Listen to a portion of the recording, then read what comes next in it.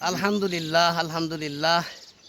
হাদিসের মধ্যে জনাবে রাসূলুল্লাহ সাল্লাল্লাহু আলাইহি সাল্লাম বলেন, যদি কোনো ব্যক্তি স্বামী স্ত্রী সহবাস করে পর্দা টানাইয়া, পর্দা মানে কি মশারি টানাইয়া, তাইলে দোয়াটা পড়বো, আগে উপর থেকে খুলবো, তার দোয়া পড়বো, আল্লাহুম্মা জান্নিবনা শাইতান ওয়াজান্নিবার শাইতান মা রাযাকতানা, আল্লাহুম্মা জান্নিবনা শাইতান ওয়াজান্নিবার শাইতান মা রাযাকতানা। এই দোয়াটা যে ব্যক্তি পাঠ করবে ৭০ রাকাত নফল নামাজে সব পাইবে, সুবহানাল্লাহ। আর ৭০টা কাফের মারা সব পাইব, সুবহানাল্লাহ। এই জন্য আমরা পর্দাভাবে আমরা স্বামী স্ত্রী সহবাস করব। অনেকে দোয়া জানে না, আমি দিয়ে দিলাম ইনশাল্লাহ। সকলেই দোয়াটা মুখস্থ করে রাখবেন।